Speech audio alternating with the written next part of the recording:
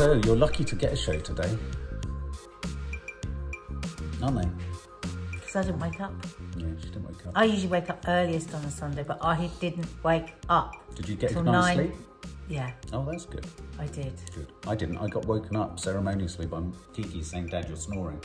Oh. Yeah, so maybe I'm waking myself up after all these You did years. snore. Yeah, I no, mean, but you after all these snore. years, wouldn't it be funny if actually it's me who's snoring too much and not She you? whispered it to me. She said, you know, Daddy does really snore too. Have we forgotten that this is the intro to the show? Welcome to the No Name Sunday Show. Time for...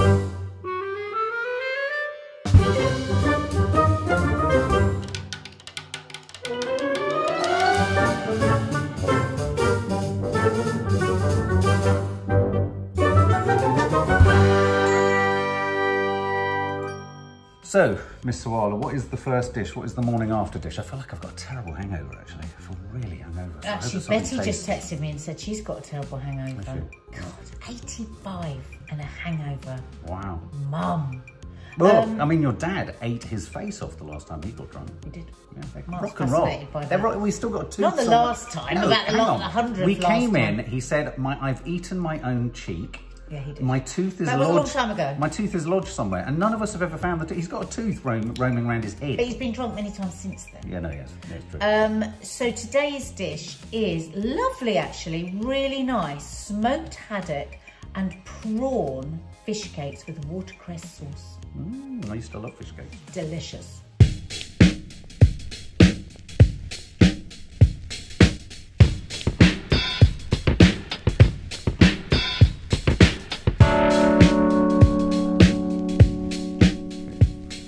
Fish cakes. I don't think I've ever made you fish cakes. And I've got a lovely bit of haddock and I've got some prawns, some nice raw prawns. So I'm going to make a bit of a fancier fish cake with a nice watercress sauce. So just get some milk because it's really nice to poach your fish in milk. Okay, so just going to pop it in a pan like that. And pour some milk over. I wonder if it's the fat in the milk or something. Why do we poach fish in milk? Okay, so my haddock is poaching. I've just got my pan on. I'm going to add a little olive oil. Just let that heat up. As ever, you don't have to use spring onions. You can use leeks, you can use shallots, you can use whatever you want. I'm quite wanting a little bit of green in here though, in my fish cakes. I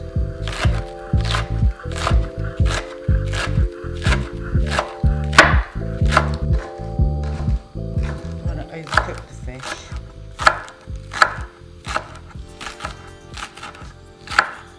Let them cook down, soften a bit. I'll put the green bits in afterwards because they'll take long to cook. So really you can do whatever you want with fish cakes. You can use whatever fish you like. I like the haddock because it's got a really nice especially smoked haddocks, got that nice smoked flavour. You could fry some little bits of bacon in with your sweet corn, because actually smoked bacon with haddocks is really nice. We're actually going to use the prawns today because I just thought it'd be nice to do a bit of a fancy one. But obviously it's very fancy to use prawns in a fish cake. I want them to stop them right down.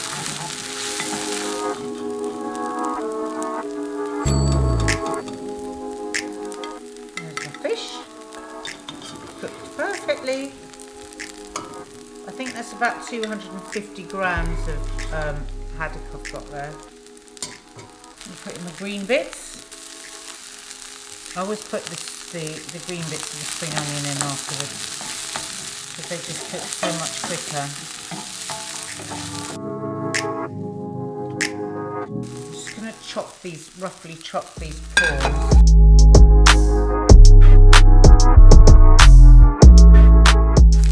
Put that in now in the spring onion.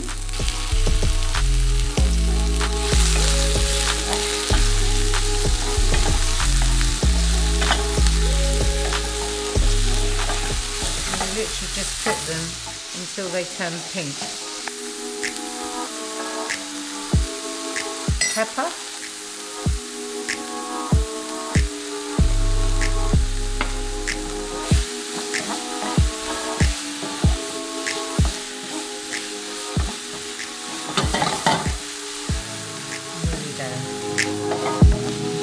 Okay, I'm just going to put them on this plate to cool down because you need all your ingredients cooled when you make your fish cakes because otherwise it'll be hard to, they'll fall apart.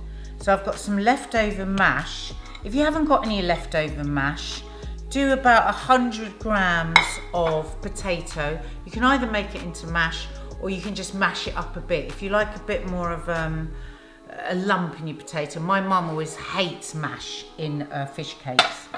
So next I'm gonna just flake in the smoked haddock. Look, it's cooked perfectly, just literally had a few minutes.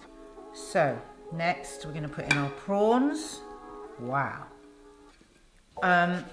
Because we've got that lovely smoked haddock and we've got the prawns, I don't think we need to overwhelm it with a stronger tasting herb. Some parsley, a bit more colour, yummy yummy. Some black pepper,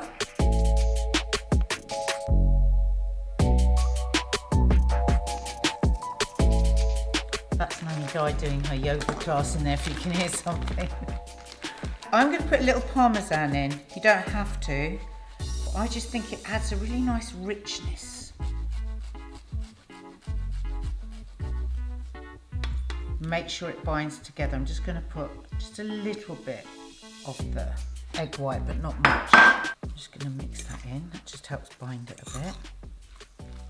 And you can have a look and you can think, oh, look how good that looks. Mark was saying earlier he used to eat fish cakes all the time, didn't you? But they're so tasteless. You stopped enjoying them. Just going to put a little pinch of flour, again, just to bind it up.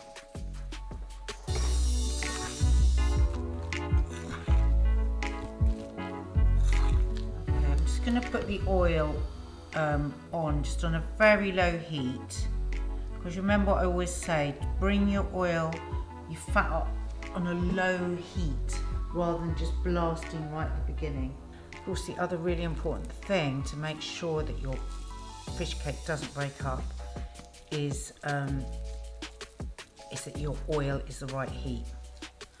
So I always put it on just at this stage. If you've got time, it's quite a good idea to put them in the fridge for, I don't know, 20 minutes or so, 10-20 minutes.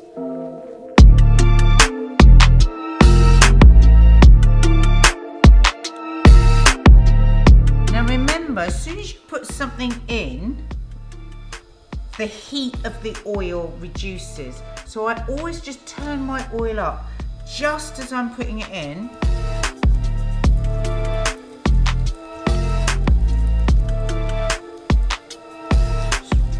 Really gently. Whoop. Slide them in. Now just keep that heat up at a little higher than I would normally. Meanwhile, we can get on with our watercress sauce. You can put sunflower oil, or that's actually light olive oil. So as the butter starts foaming, then you put in, I've got here one nice big shallot, probably 2 tablespoons of shallot.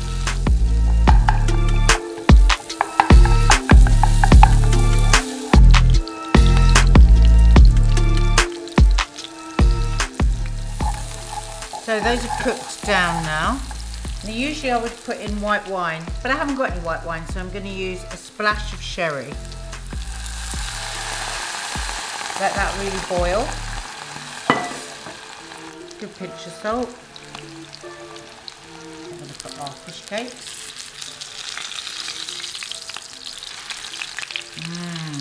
Yummy.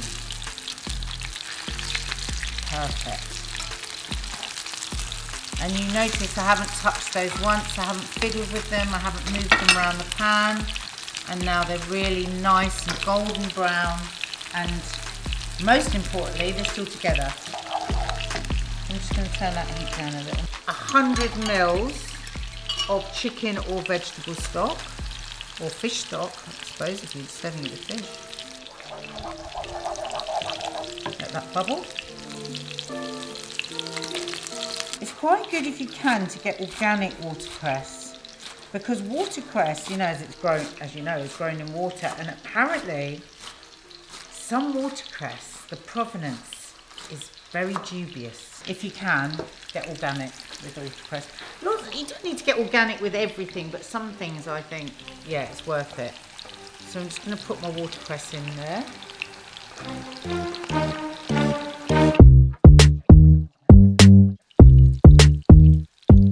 Okay, so just literally 30 seconds for that watercress, because you want to keep the colour. So now, just with a blender, just going to blitz it.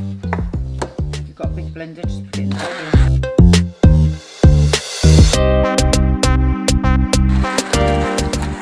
I'm going to add a bit of cream.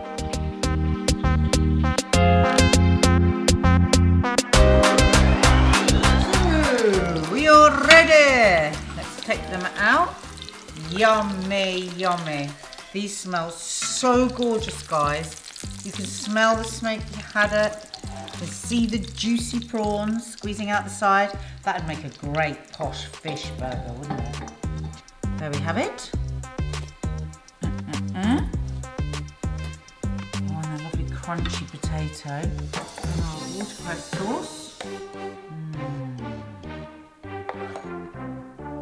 Dear.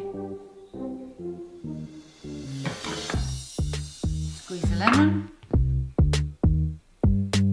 Perfection. Voila.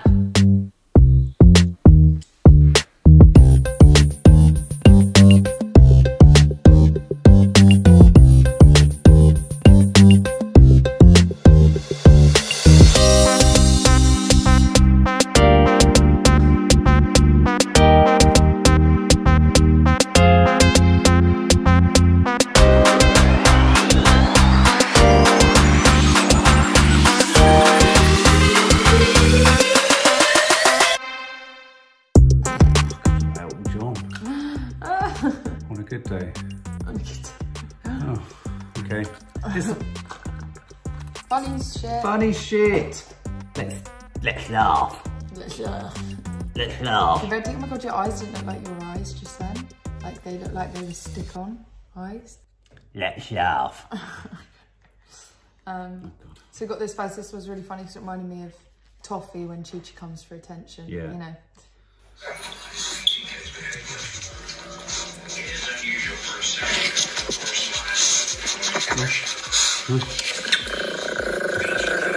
Stop it. Who said stop it? I said stop it.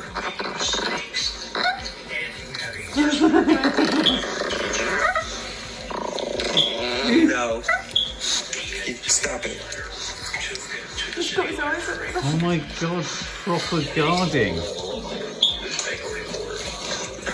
See, other people are... Oh!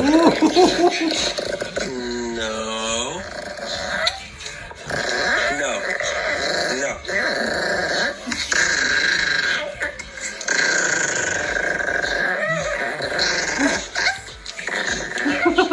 This one's so much cheeky. Stop it.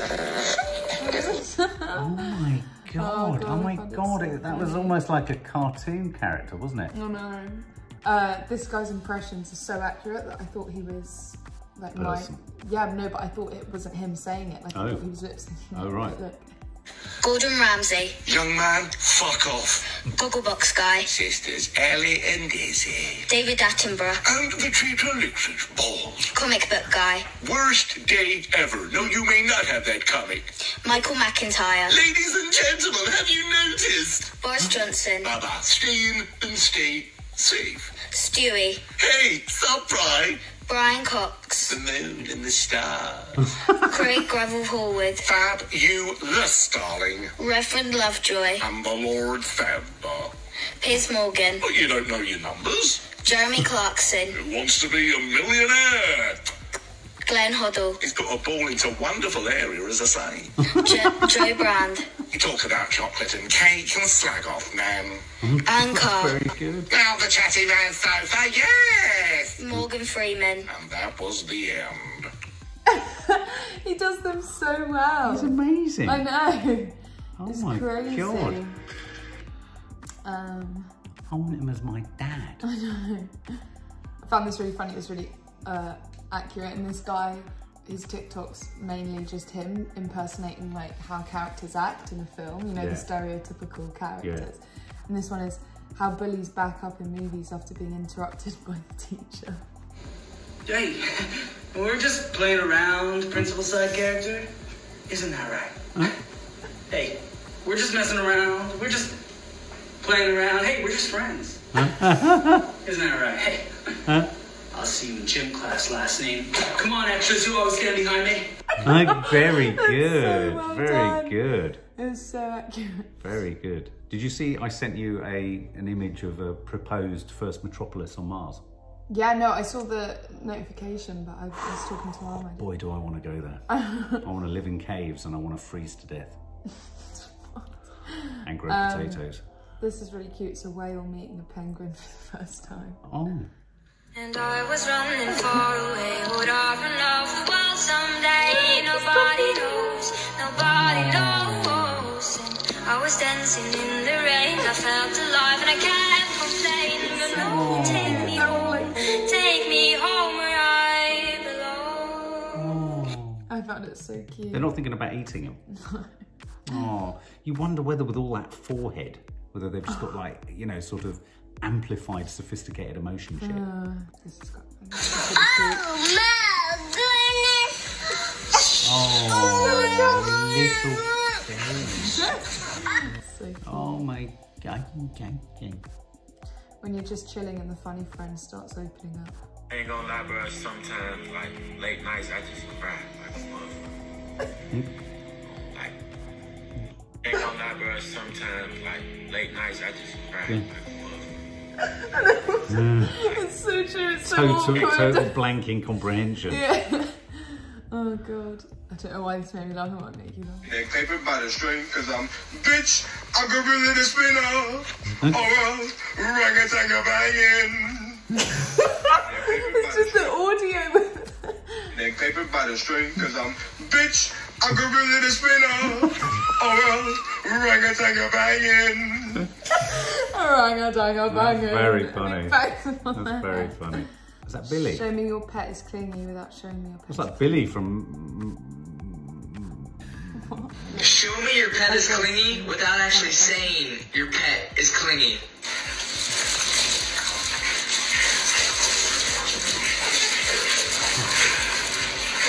No, we're just... Oh my god. Porky worky. Okay, so... It's because he called it Porky Walky. Everyone's say it again. saying in the comments.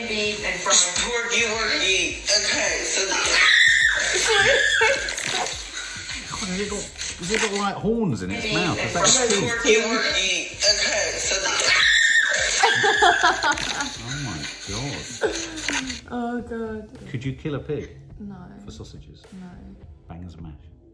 This is really funny. Look at this cat's reaction to this video. Jesus Christ.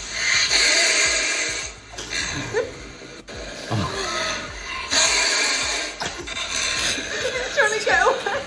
What surprise! It's just so funny. He just gets more and more shocked.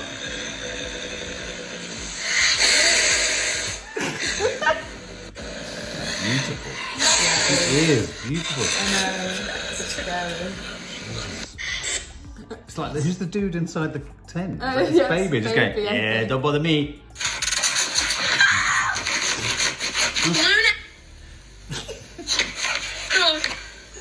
Absolutely.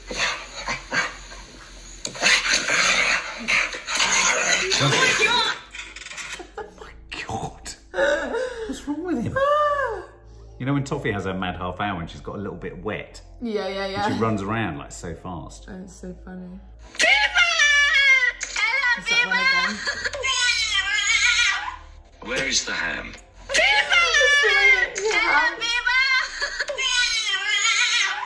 Where's the ham? Their larynx is removed. I know. God, what's this? Yeah, this is What is Chihuahua. that? But look. Stop it. He's ill. You're so... Ew. You're disgusting. Filter on his face. You're so nasty.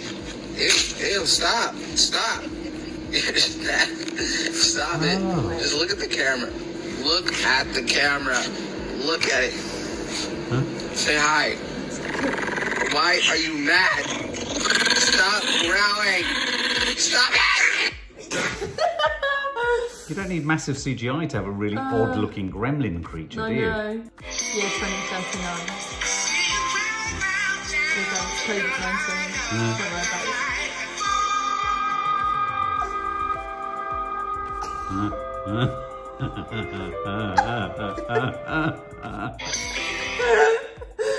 Oh man, it's so That's funny. really funny. It's just so Yeah, yeah.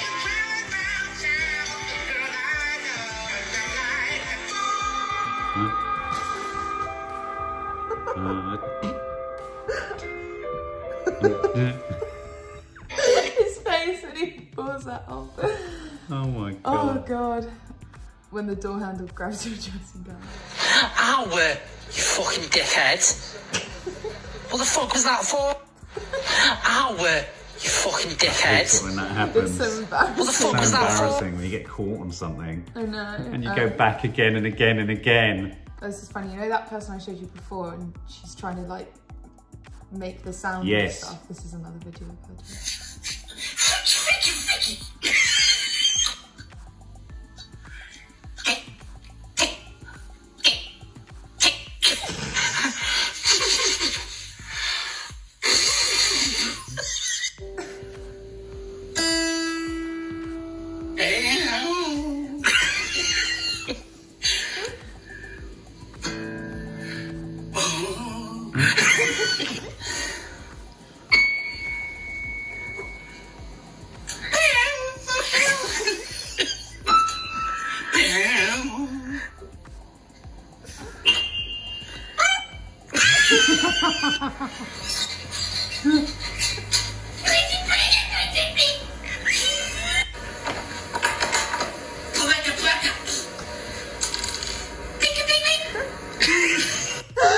It's so bad. Who is she? I don't know.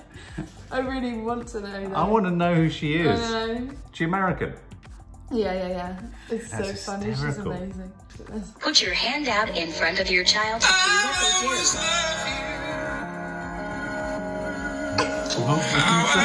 It's a different Put one. your hand out in front of your child. Totally not budging. It's just Lewis comes Oh. in. So cute. Oh. I love the competition between pets. This made me laugh. Ooh. Ooh. Oh no!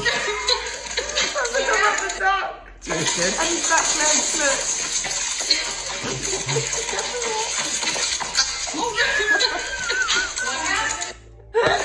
Why is that sound so funny?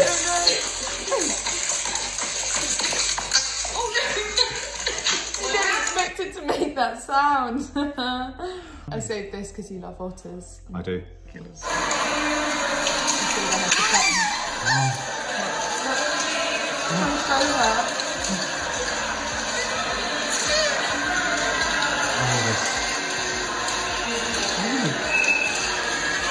Oh my god. It's so cute. It's showing them how to pet. Yeah, it's done like this. Pet me like that. Oh my god. Dad. Otters. Otters are just... I know what you mean about their little rubbery hands. They're so expressive. Yeah, Have you touched them? I've touched them before. No. They're more fingery than our fingers. They're more handy than our handies. They do look like something from Star Wars. Like the little cute they're characters just... and Oh, stuff. I want to be an otter. This made me laugh so much. Just Does anybody else have a husky that prefers to sunbathe, even though he knows he has an air-conditioned doghouse, and he knows I get mad at him? Come on, go, tight in, get over. Does anybody else have a husky that prefers to sunbathe, even though he knows he has an air-conditioned doghouse, and he knows I get mad at him? Come on, go, tight in, get over. That's why that one's not been in there. Oh my god. It's how your mum is when I find her at night. This is really cute. This husky literally has conversations with her owner like all day, every day. Like genuinely. What, baby boy? What do you need, my honey?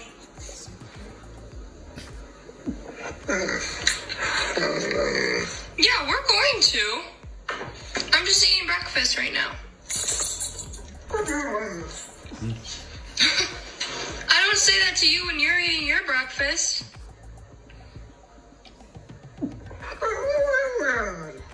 You do sometimes.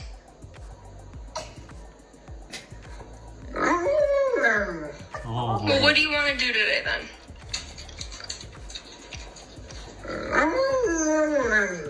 You want to walk with me? That is so sweet of you, my guy. You love me. I love you too, baby. So cute. Do you...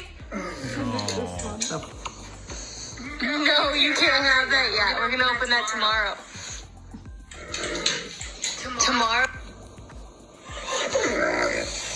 You're not getting it tonight. Tomorrow we can open it. We have to do it after your sister gets her tube out.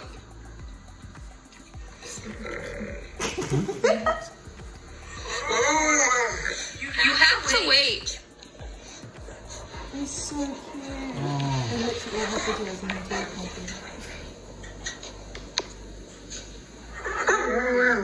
He says you have to wait too. You have to be patient, guy. You have to.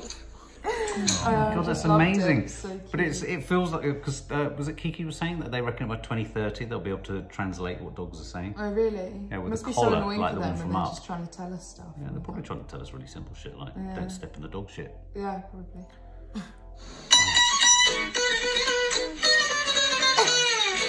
So cute. Why did they jump? Why did they just design? So cute though.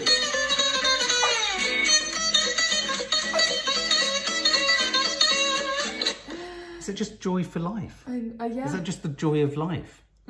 Maybe it's just the elixir of youth. You're so young, it's just like it makes you bounce. I don't know, I'm a bit depressed. I've got none of that elixir. I've got nothing making me jump about like a goat. This is really funny. It's like point POV, so your point Yeah. of view.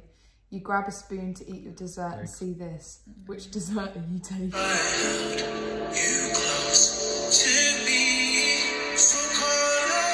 Nice selection.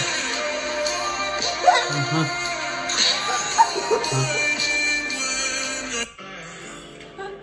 It's like a trend at the moment to do something called the Chad face, which is oh right. because guys that are really up themselves gonna do Oh, I that see. thing. But this guy does it in all his videos.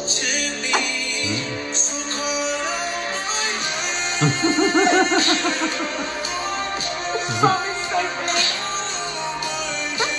a bit like Dwayne The Rock when he it's like a broods? smolder. Yeah, smolder. Yeah. That's it, smolder. Yeah, and he just does loads of them. So Oh, look funny. at this one as well.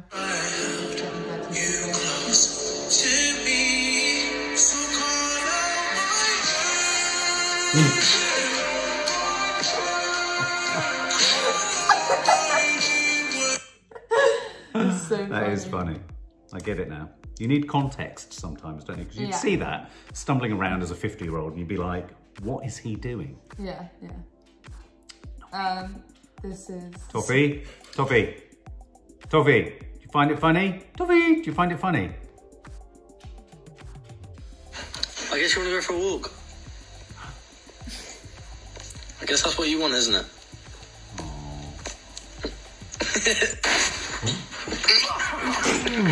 Jesus. Right into his back. Oh, I know. Me waiting for the bus in town.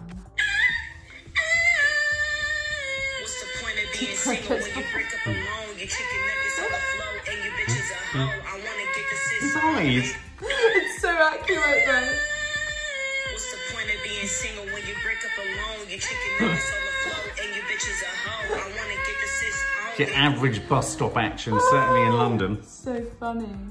So we saw this video of a moose compared to a car. Funny thing is, this is the whole reason I even started making videos like this. Thought from watching Animal Planet I knew all I needed to know about moose, but then I saw it next to a car and it fucked up my entire understanding. And you know what's crazy? I got a lot of comments from people in Canada saying, yeah, that sounds about right. I see them all the time, like on the sidewalk and shit like that. And I'm like, okay, and you're okay with this? Shit's really crazy. Canadian can really see a moose in their backyard and it'll be a normal Thursday afternoon for them. Meanwhile, I have to cross the street when there's too many geese on one side of the sidewalk. So now my question is there such a thing as moose insurance? Like if a moose comes by and decides to fuck your shit up, are you insured by that? Funny thing is... It's so big. So big. It's terrifying. That's like the biggest moose I've ever seen. Yeah, that one's literally huge. Oh, this made me laugh so much. Oh, it's gonna go over. Stay with me.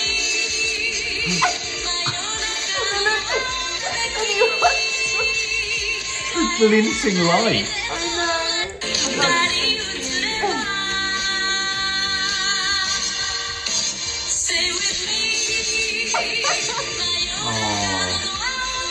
Oh my god. He's so cute. That's a bit like Graham Norton. The dog looks like Graham Norton. That's such a weird... Wait, oh, there's to make you laugh. Yeah. Oh, you fucker. Waxing his nest. You did it? No! Got a bit. Oh, fuck it, it won't come out. Oh my god. No, will it's just it hurts. Oh, you have to pull that for me. I can't. It won't come out. I can't do it. So come here and just pull it out. Come here.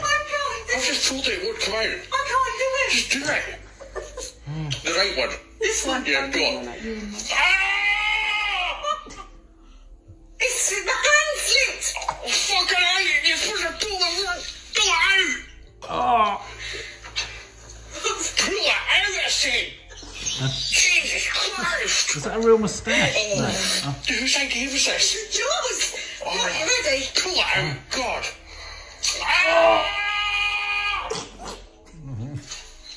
Surely you bleed. It's so funny. Oh god, the thought of that. I might Why have to then get, it's so overdramatic? might have to get some.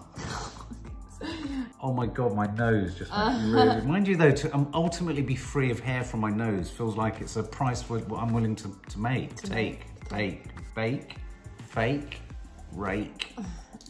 I can't stop thinking about the way Boris says frisbee. It is not going to happen. It is more likely that, as I say, I will be reincarnated as an olive or knocked in a disused fridge or decapitated by a flying frisbee. Frisbee. When he's improvising like that, he's very good. Yeah, no, he's really... The irony. What the fuck's that? Dominoes. It's all dominoes. Very good. Oh, I like that. Dominoes are dominoes. Did you get it? Yeah. Did you get it? A lot of you sometimes don't understand them, but you get that one. Even I get that one. This made me laugh. You know that video I showed a while Pay ago attention. of the guy you know, Steve-O, he's getting that anaesthetic put in, and he's like, you get out the king. But you know, he's the guy from Jackass. Oh yeah, I didn't realise he was, but yeah, so I remember it very well. He's been sober now for 13 years. Oh, good for him. But so no, he this doesn't is have a a drink, photo does of he? him before, when he was still doing... But he's taken one to show his sobriety. And it's That's funny. That's so funny. That is funny. He's just doing the exact same. Oh my God. It was like Jackass star Steve-O celebrating 13 years of sobriety and shared these before and after pictures. Oh. The first taken in 2006 and the second taken this year to show just how far he's come. Broccoli demonstrates his sobriety. That's true. Just funny. Broccoli's fucking boring though. It's so boring. So boring. It's so good for you. It's like eating a tree. I know. It's just like, oh Jesus. When you leave the table after the teacher gives you a bad report of parents' evening.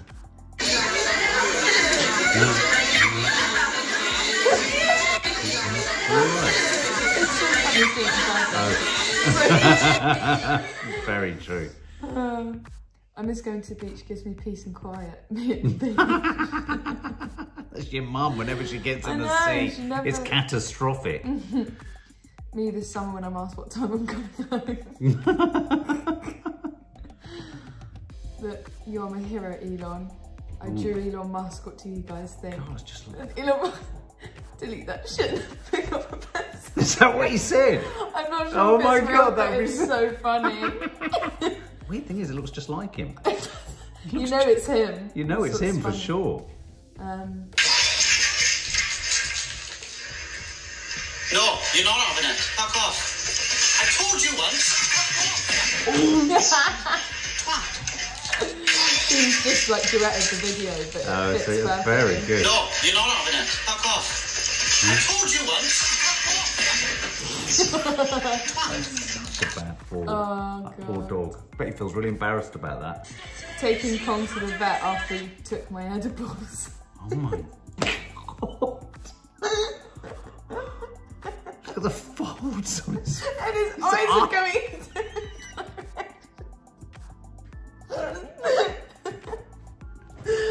It's so... He looks the worst for wear, man. Never seen anything look so awful. His eyes are in opposite directions. Oh my God, that's funny. And... Look at Toffs in the middle there. She's looking at us, look. God. Oh, she's up. Oh no. Toffee walking. This one. Oh my God. Those cats can Oh, aren't they amazing? Cat two. They're going to release a dog. No, he's a cat. Cat three.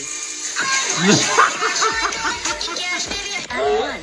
Oh God. Which cat are you? Yeah, I'm the last one. Oh, which cat are you? I mean, it's the way it considered it for a bit. I thought, oh, sod it. I'm just diving in. When the waitress who said they'll be back with your sauces walking around the restaurant living last night. How many times have I looked like that? Yeah, many.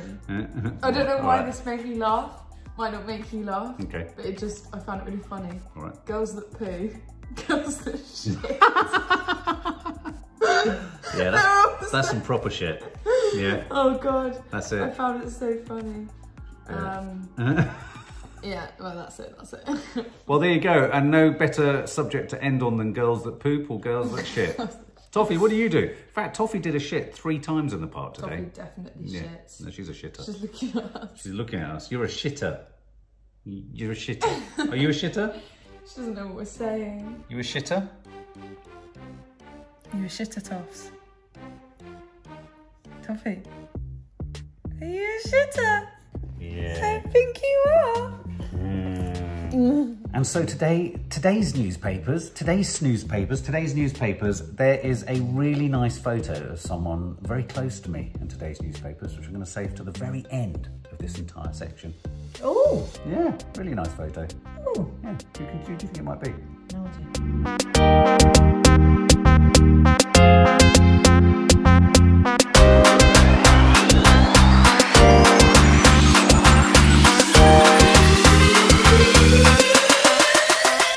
Unfortunately, my first story is very fucking depressing and proves again that we've learnt nothing from the pandemic whatsoever. So apparently there are plans in this country that Ricky Gervais is heading up a petitions to try and get stopped. Plans for farms for 30,000 rabbits to be kept in these sorts of conditions for pelts and meat. Apparently they're all over Europe, these rabbit farms. Now, this is how pandemics come about. I can't even believe it. I can't even believe it's a possibility. Fucking ridiculous. Well, on a similar basis, you can't believe what people get up to in the lockdown, but cheats posing as care workers jumped the vaccine queue. Can you believe that? Vaccination centres are detecting rising numbers of queue jumpers as Britain prepares to face a 4-week jab drought, as officials say people are posing as care or health workers and then discovering that they're asked for their IDs as soon as they go for the jab. Well, I actually know somebody that did that, that tried to do that and thought it was really funny. I thought it was fine. I can't believe anyone's tried to jump the queue at all. I just think it's deeply, deeply, deeply wrong. Oh my God. Now, I expect most of you know about this volcano that blew up. I don't know if that's how you say it, that blew on Friday night in Iceland. But my God, there's just a little piece here in the Telegraph about what it'd been like over the last couple of weeks for Icelanders. So there's been something like 40,000 tremors over the last week. So apparently in Iceland, they were all walking around like absolute zombies, men, women and children, because people just haven't been sleeping. In the weeks before, there's been more than 40,000 earthquakes, and it's actually, people have actually had stress, headaches, back pain, and wait for this, motion sickness. Oh, that's how much the earth was moving underneath them. Can you imagine anything more petrifying? And I don't know if any of you seen, I couldn't find any good photos. I don't know whether you found any in your paper. But just a good night. Particularly good are they, these photos? Because, well, I mean, there's something just very so hard. Who wants beautiful. to get close to photographing a volcano? I thought there'd be some really good aerial shots because this lava has just come pouring. What this kind of article is saying is that people have been so exhausted from all the movement and quakes and fear that almost when the earthquake came, when the volcano came, it was almost like, oh, thank God it's been done now. So I'm so looking to this film with Lady Gaga playing Gucci.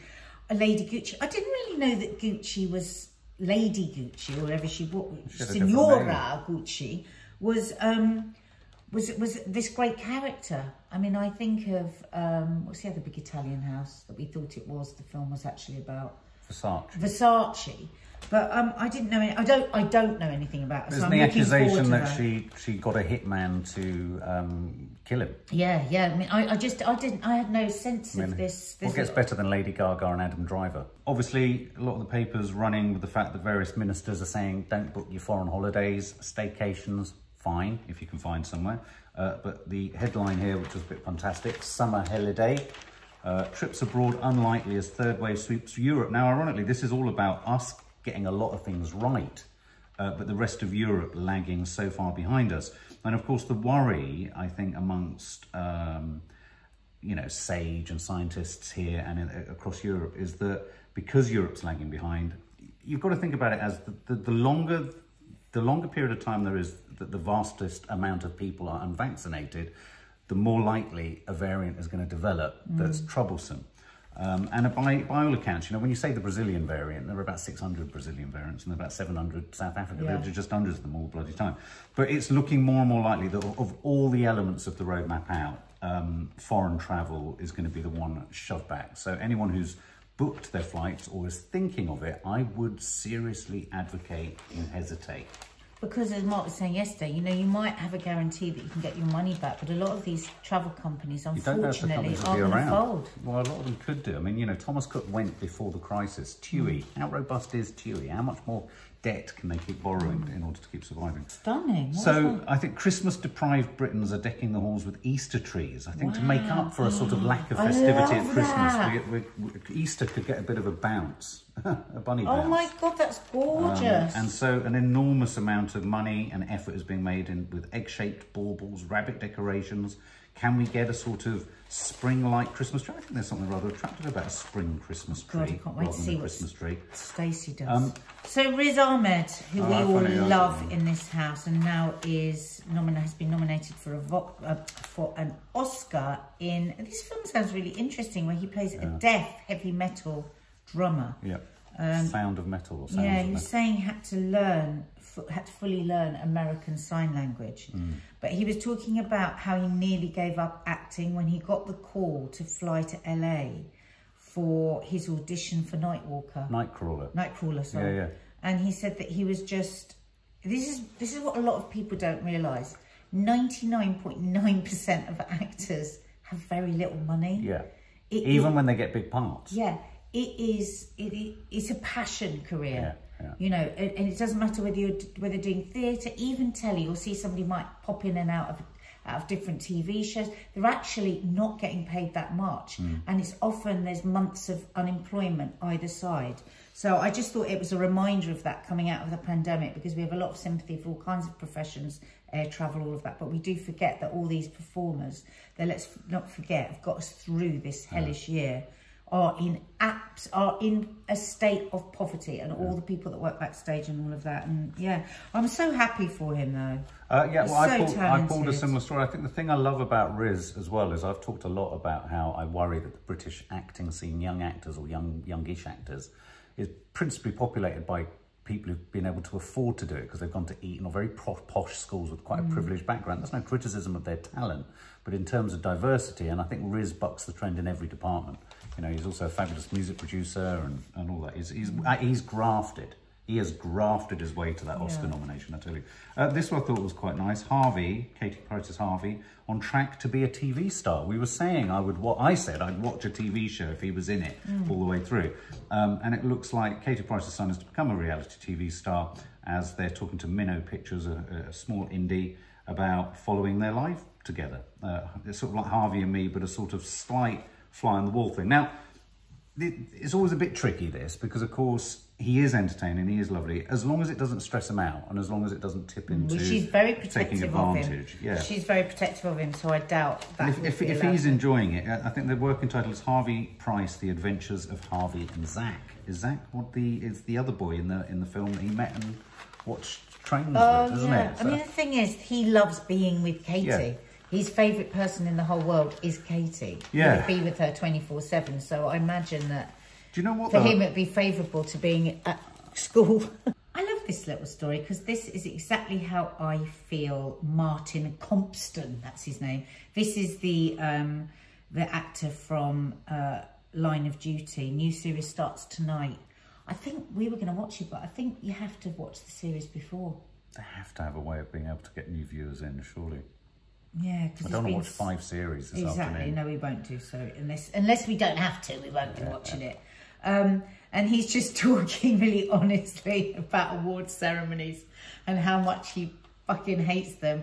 He goes, I mean, it's nice in one way because if you've got the whole cast and you all get on and it's a bit of a night out, but most of it is humiliating, embarrassing. He said we never win, which is really awful because of course you want to win.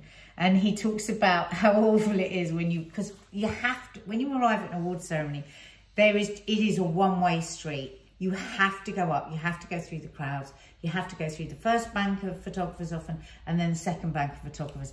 And it's so humiliating. He talks about that because the photographers will go absolutely nuts.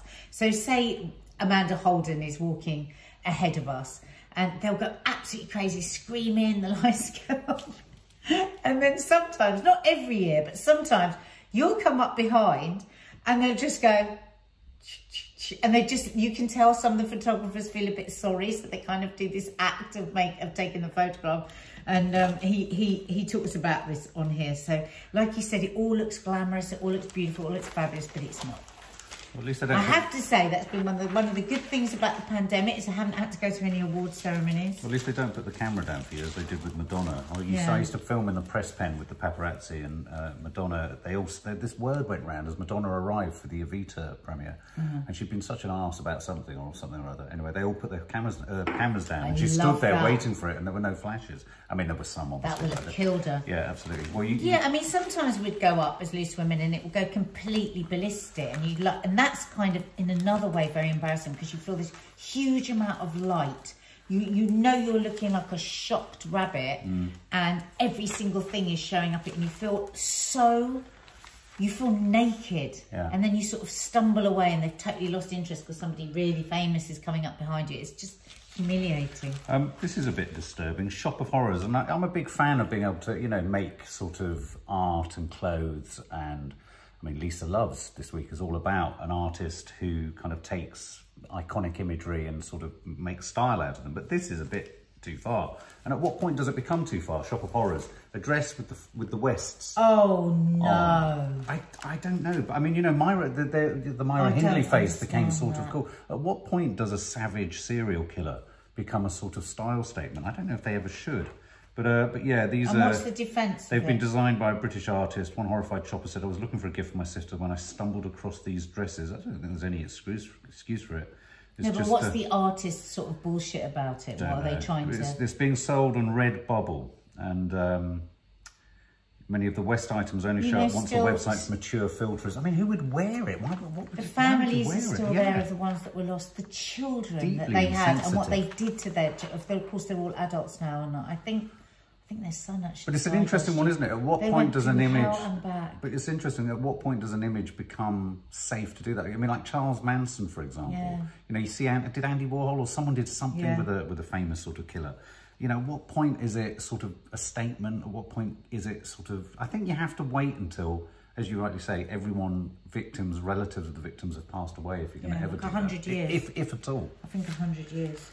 This is interesting. Pushy parents told if you try to bully your teachers, your child's grades may be cut. Wow. So this is the new incoming situation with the whole grades fiasco. Wow. They think that pushy parents, and oh my God, we know about pushy parents having had our children at private school at one point in their lives. You can see this, can't you? Yeah. Where they're putting pressure on them and they can be scary.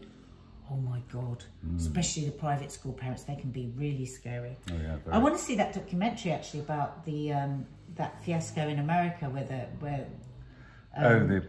the fees for places. Yeah, that's good. I wonder if any of you guys have watched it. William H. Macy was called. Carlton Tavern. This is the story of rising from the rubble. A pub, through a quirk of timing and a 2-day late appeal, a pub that was sort of subsequently given grade 2 listing heritage by English Heritage was knocked down and over hastily by developers. And basically a 6-year campaign has ensured that now the builders who bulldozed it down had to rebuild it brick by brick. Oh my God. Because it was, you know, because it has heritage status. So they have gone about rebuilding it, and it's due to open when we come out of lockdown. And I fancy going there to buy someone else a pint. I don't know what to think about that. Do you think there are things that people could be better spending their time doing? There's so much going on. Yeah. I mean, there's people that are living on the fucking streets. I'm sorry, that was a mistake. It's tragic. Move on. Yeah, that really pisses me off. There is a little bit of privilege there, isn't there? Look, I pulled this because I thought you would love this, because this reminded me of some of the photos that you took when you were in the Arctic. Yeah, I took photos just like that. So this is a Russian town 110 miles from the Arctic Ocean. Chilling past as one of Stalin's largest forced labour camps. Oh, God. Mining continued after the gulags closed until the early 2000s when the exodus began. Now, the last family in this building, wait for this, left this month after the power was finally turned off. There was somebody living there until this month. But those images, I mean, I won't be able to dig them out, but we found the last non-manned now, but last manned outstation in the Arctic, on the last bit of land before you get to the pole. And we kind of got ourselves inside and took photos. It looked like it had been coated in marshmallow. It was bizarre. Stunning, those photos. You should try and find them. And the most chilling part of it all was there was a book open on the table, and it was on a page that said emergency evacuation. Yeah. In whatever language. Yeah, it was ludicrous. It's like walking into a film set. Don't you love that? Oh yeah, they're really good, really good, amazing. I mean, you would go to the ends of the world to get that for a film set, wouldn't you? Also, apparently, record sales of records have gone through the roof through the pandemic. Well, a push for all things analog, which is why cinema is going to go through the roof too. Everyone wants to. And my final one is Karen Brady in her opinion piece in The Sun. Accept body and its flaws. And I love this first paragraph. I have so much respect for Nadia Sawalha and her campaign to accept our bodies just the way they are, something we should all aspire to. It has not come easy to her. Nadia says that she will have to work on accepting her body for the rest of her life after years of thinking too much about the way she didn't look. And she just talks about how important it is what you're doing and that you're doing it, and not to be worried that your kids are embarrassed, because let's face it, kids are embarrassed about their parents breathing. So keep pulling your clothes off, Nadia. Oh, isn't that lovely? There you go. Oh, there you go. A little bit of puff there for Nad, which is lovely, isn't it? Yeah, really nice. Lisa loves. How is she this week? You both had your vaccines. How are you both? She's just classic Lisa. I'm pleased to hear and see, having edited it already, that she's just decided to let the swearing happen. Well, she was trying to be all posh and proper with Lisa Loves, and then Carlitos said to her, Mum, you're being really weird in Carlitos Loves. You're saying things like good heavens.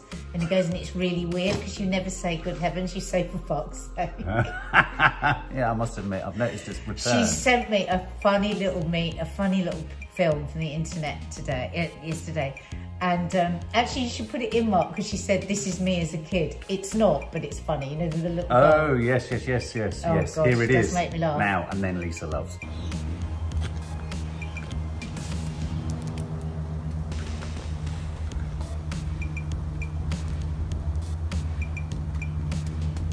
Come back, Bubbles! Come back! Fuck's sake.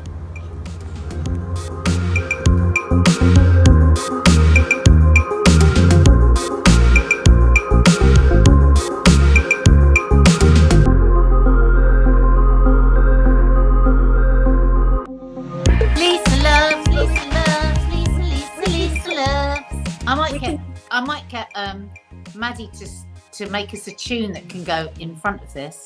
Yeah, that'd be good. Yeah, good idea. Yeah. Lisa Loves.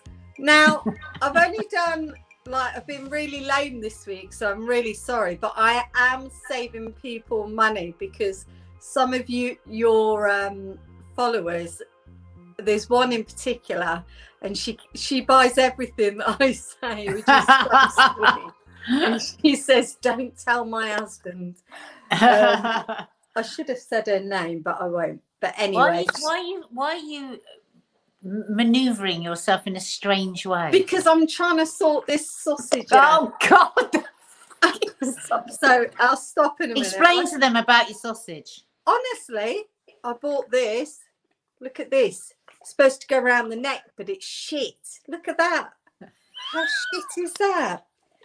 Anyway, so Lisa Loves this. No, you've got to explain why it's. But you can't just say this is supposed So I bought this because I've done something to my back, and I wanted the snow leopard one from Dunelm because you know what a shopper I am, and it was beautiful and it was soft, and I know I should have bought it when I was in that shop like a year ago, and it's still on the website. And now it's sold out, and it was gorgeous. And it was floppy, and it went round the neck. So instead of snow leopard, I've got an equivalent.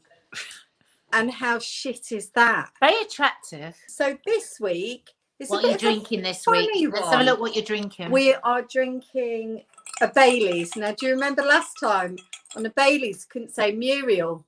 Oh God, what do you remember? And I've got to say the word again in a while. Anyway, so that'll be interesting, won't it? And we haven't done too much because we've both been a little bit under the weather because we had our injections, didn't we? Our vaccines. And we feel fantastic now and very liberated because we've had them. And we've even booked a couple of days away together, haven't we? Yeah, we have. End of May. Super excited. Oh my God, I don't know what I'm going to do when I actually see you. I'm just going to be a blubbering wreck. I really am. So Even mad. though because I talk to you every single day, almost, and FaceTime, it's not the same, is it? I'm going to be like this. It'd be so strange. It'd be weird. It'd be like. We'll be right back to where we were. So we'd seen each other the day before. Yeah. I hope so. But I've got a really, really cool, super one. And Mark is going to love it because it is right up his street as well. Oh, okay. He's really going to love this one. And you are as well, actually. So he's an artist and he's called Trafford Parsons.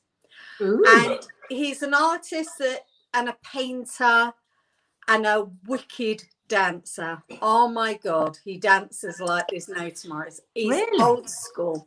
So he's inspired by surreal movie, sci-fi, pop culture. Wow. So his art is like old school movies, Godzilla over the Eiffel Tower, stormtrooper heads, but he mixes it up and he'll put like a stormtrooper head with a big kiss star on the eye instead of, and all the colors will be all sort of, you know, bright pinks and blues, and the paper that he uses is on some like reflecting glitter paper. His art is amazing. He does like iconic people like Elvis, Debbie Harry, Grace Jones, T-Rex, Billy Idol. But the good thing about him, the different thing about him, which I haven't seen yet, is that he'll change Debbie Harry's hair color.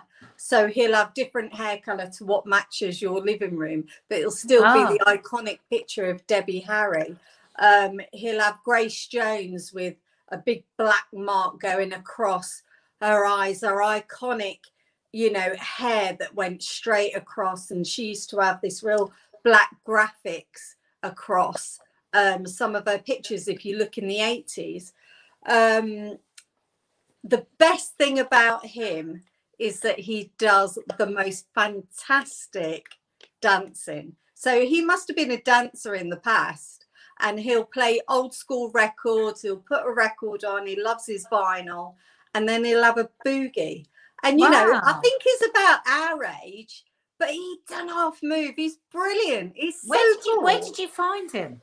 Dance Your Tits Off introduced me to him. Oh. Yeah. Oh, is this the guy in Brighton? He's in Brighton, and yeah, we have to go and meet him. Yeah, we will. We'll go and see him. When it's all, you know, okay. He does sweatshirts and t-shirts. His t-shirts are around $32.99, and his sweatshirts start from $44.99. So he'll have the iconic prints on the t-shirts, as well as you can have it in a picture. He did a brilliant, here we go, mural. I said it. You did it. I know. Now Good job. Trafford won't know this because I can't say mural, but I've been practicing all the time. Anyway, he did one for a David Bowie one in Dewsbury, and he called it Dews Bowie, which is brilliant. It's just like all this David Bowie going across. He's a really, really amazing artist. Check him out, Trafford Parsons. Oh, we will. The other thing I've been doing is finding postcards. So I received, nice. There's a real dearth of good postcards. Yeah, I love postcards, and I love you know, when you're out and you're looking around and you see these really quirky quotes or pictures of something, but they're just on postcards. So why don't you just turn them into a picture? So I got this brilliant, here's one I made earlier. I got this brilliant one from Graham Finch. I don't know. Oh, nice. And I'm trying to get not reflective. And I bought this frame from, where did it buy it from? The Range. And it was £2. And of course I gilded it. So I've got about 5 different gildings on there. And then I've just turned that gorgeous postcard into a nice picture. So that's what I did. And my gilding thing only takes me 10 minutes to do that now. And I've got this really, really other cool one. Now I got this from, where did I get it from? Paper Chase. That's it. Oh yeah. So at they're Christmas, going under now, aren't they? Yeah. Oh, I know. It's so sad. So they do really, really cool postcards too. So I don't know if you can see. Yeah, it's I like really that. glittery. And I like the frame. And I just got the 3D frame. I'm not sure where I got this frame from now. I think it was probably IKEA. IKEA. Good old IKEA frame. So another postcard that costs like, I don't know, £1.50 and a frame of £2. Nice. And then I've got myself 2 pictures that Really just like go them. in my little art hallway. But also what I've prepared myself for is, you was talking about your bedroom earlier. Oh, I haven't stopped now because I don't know what to do. I've got all these shelves and stuff, and I don't know what to do with them. I remember when you talked about more than shelves in our bedroom. You've got, because I remember when you talked about more than shelves in our bedroom. You have. You've got so many shelves. You're just still only hearing Didn't shelves. even hear it. No. You're What only else did you talking say? shelves. What else did you say? Look, it's a bloody. No, baby. he went. Oh, used to be something other you talk about in the bedroom other Oh, than did the it? shelves, and you went, hear yeah, that. the shelves. Those were the days, Mark. Yeah. Those were the days, my friend. We thought they'd never end. What's that?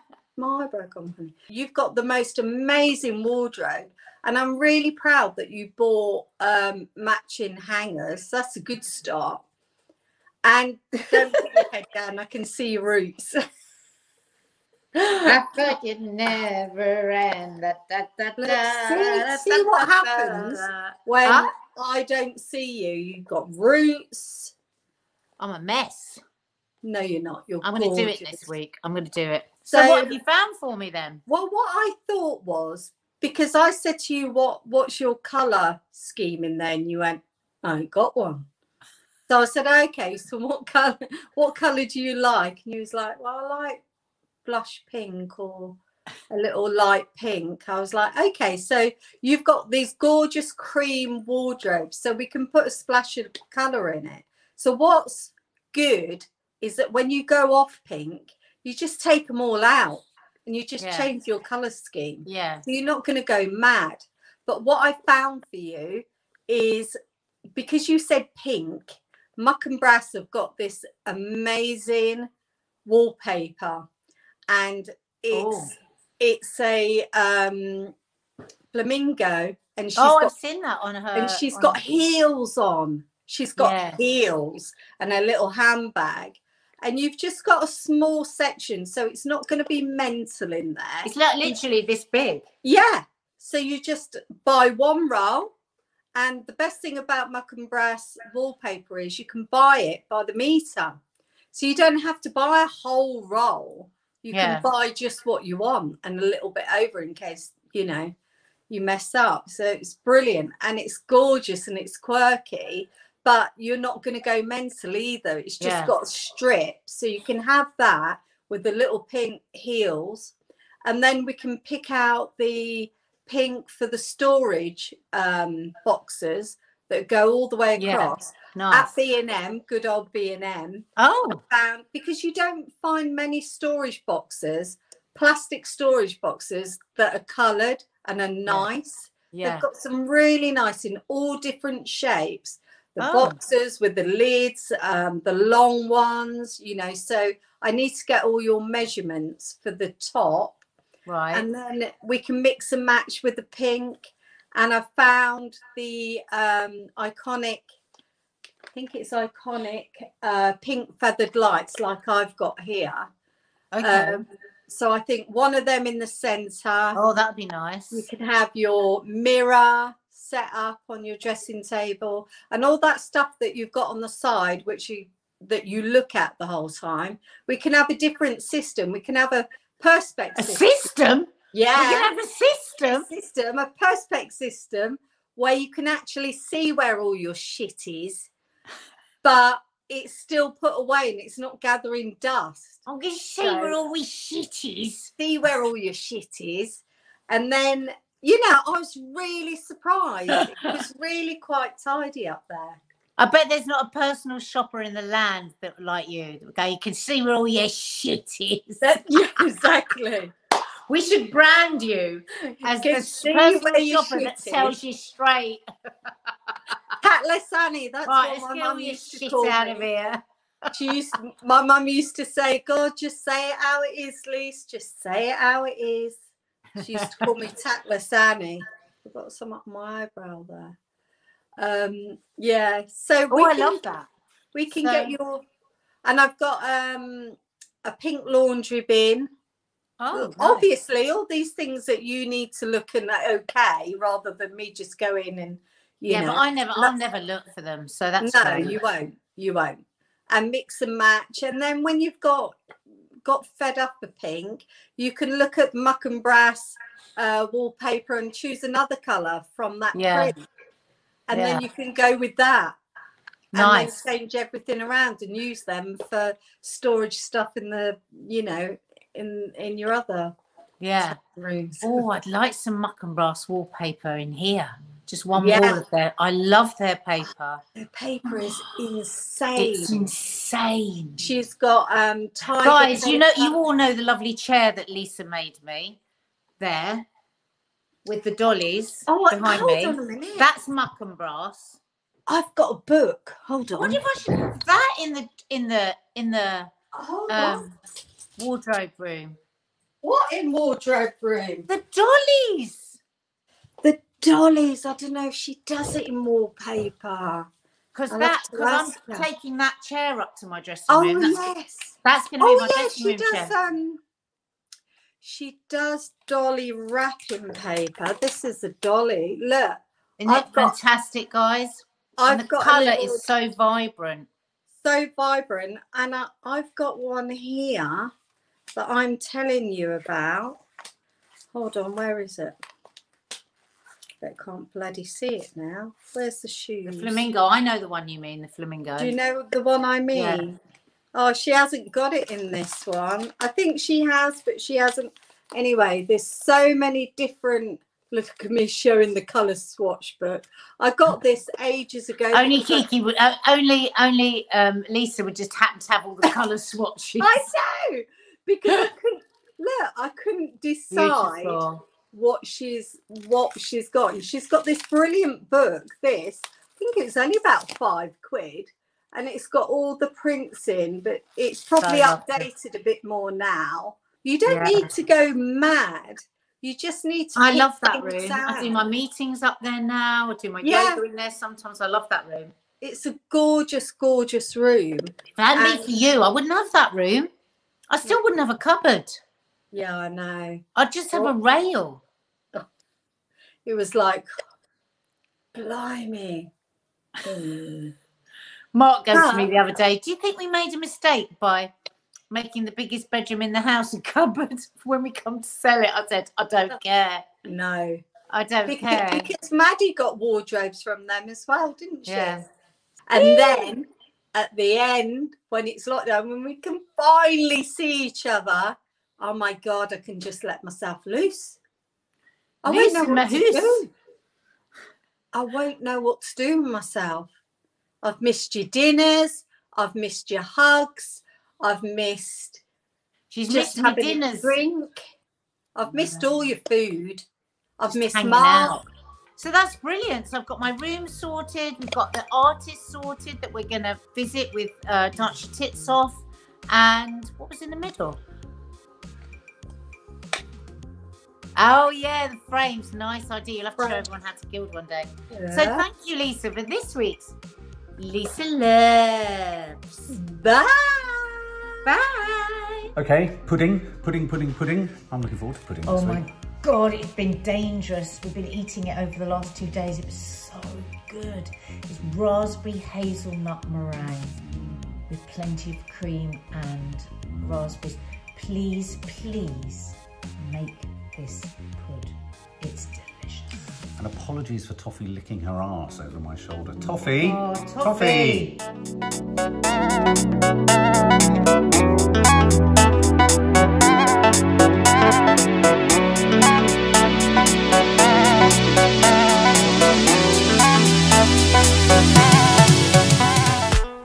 Have you booked your test yet?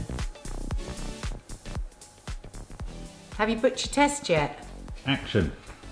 Not your test, your vaccine. Have you booked it? Action. By the time this goes out, probably yes. I doubt it. So, I'm going to make you a real family favourite of ours. Raspberry hazelnut meringue hearts. Stop. What? Stay exactly there.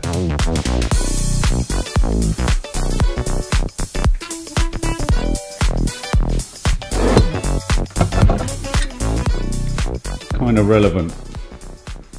Yep, it was one of my dishes. I think it was my. No, it's too dusty. Take it off. No, Mark, it looks awful. Look at it. Look how dusty it is. Please take it away. Clean it. Mark, no! It was my semi-final dish, I think, and they blimmin' loved it.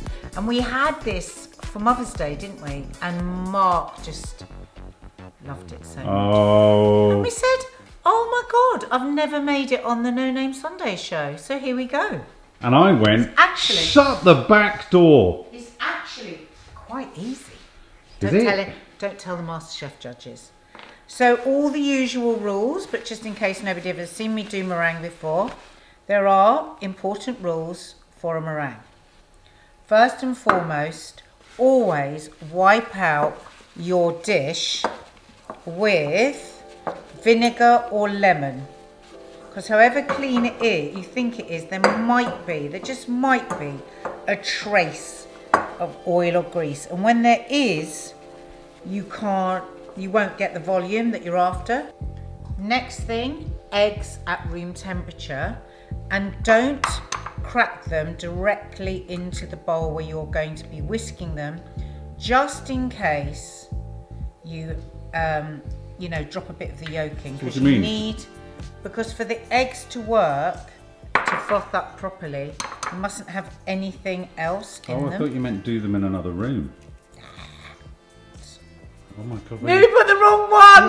What are you doing? I nearly put the yolk. Oh, what a yolk. What a day. What a day.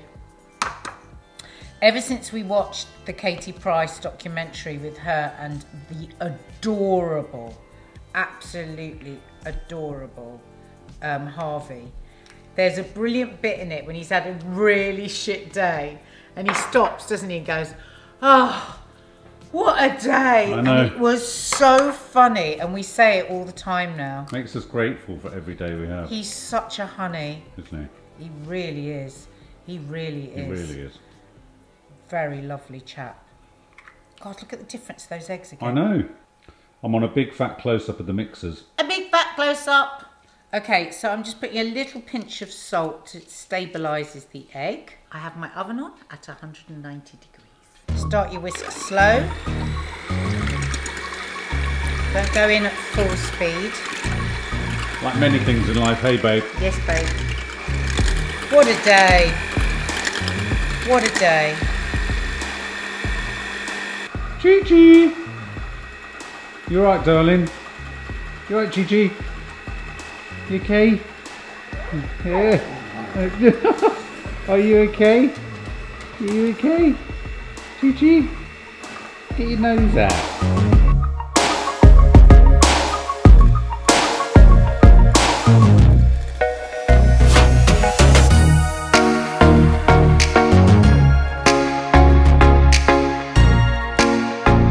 So impressed by the first person that decided to make a meringue.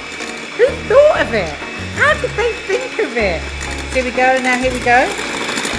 Right, if you're looking for soft peaks, that's not quite it. Tough. What do you think, Toff?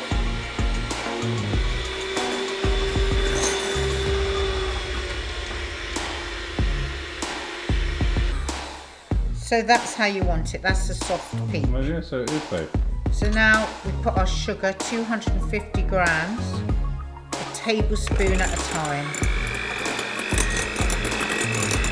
You want to make sure that all that sugar is dissolved. And now we're looking for it to go glossy, stiff and glossy. So am I. I knew you were going to say that.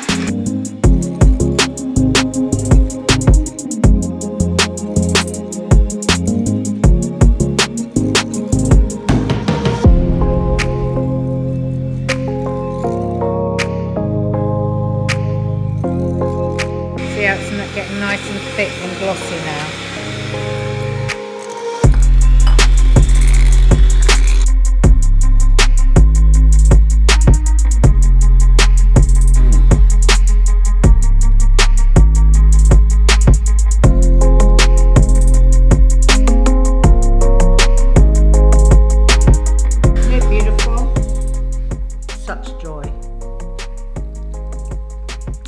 A little bit and you rub it like that.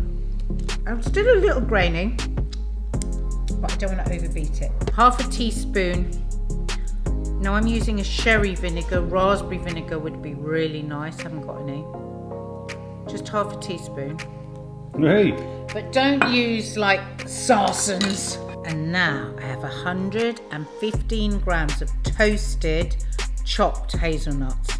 And this is what takes it. Toasted or roasted? Toasted or roasted. You say toasted usually with nuts. Oh my God. Mark, just tell them how delicious this is. Oh yeah, and I hate meringue. It's so good. See the way I'm just folding it in because you don't want to bash all that. I like a meringue that's gooey. Yeah, well, that's the vinegar in it that makes it marshmallowy. Sometimes it can be so crisp, it's like eating... Oh, no, I don't like it too hard. You know what I mean? It's almost like a hard thing rather than a gooey thing. Right, at this point, you can make it like a cake. You can put it into 2 8-inch tins. Or you can do what I'm going to do, which is pipe it into heart shapes. So you can just, with a piece of card, if you haven't got something like this, just draw out shapes. Quite Blue Peter, this, isn't it? Oh. Did you ever get a Blue Peter badge? Yep. How old were you when you got yours? 42. Is Blue Peter still going or is it stopped? Don't know. Why are we talking about Blue Peter? Because you look like a Blue Peter presenter. Put it in my piping bag. You're going to put that on your head? No, I'm not, because not everybody in this house has to put everything on their head. I might wear that for the Cookery Live later. Oh my God, no, you will not. Why not? Looks like a puppet, a sock puppet. Yeah, it is. It's a meringue sock puppet. How fantastic! Do you remember Finger Bob? No. Finger Bob? But you're 7 years younger than me, don't forget. You must remember Finger Bob. No, we never had Finger Bob. A bald-headed guy with like long black hair, and he had his fingers in 2 mice, and they walked across the screen. No. Finger Bob. Never had Finger Bob. What was So the he just show? came to me. Well, it was Finger Mice, and it was like a puppet show with finger mice. And he'd just do this, Finger Bob, and they talk, but his head would be above them. Never heard of it. Finger Sobs, Bob. do you remember Finger Bob? Are you sure you're not making this up? No. I think it's our age difference showing again. Do you think? Yeah. Yeah, you were still watching Andy Pandy, weren't Yeah. you? Yeah. And Flap up. what have we got for dinner today? Sawdust and hay. And Hector's house. Ooh. Some of the subs will know what I'm talking about. So you've put this into a sock. What are you going to do with the sock? And Never seen you do this before. Ooh. oh, This isn't going well. oh no, that's popping off. This is popping off. So It's popping off, Coots. Why don't you just squeeze it out of that hole? That's it. yeah, it's a bit thicker than I want it, but it's fine. Make do and mend. Because you're not going to see the shapes of this. You just want to fill. Yeah, you predicted it right, Kiki. There's going to be more of these to have later. Whoa. Let's hope they happen before 8 PM, eh? That's what I was thinking. I think I've got to get these made so Mark can eat them. Yeah, I'm doing the, what is it? 12 till 8? What's it called, what I'm doing? 16/8. 16/8. 16 hours fast.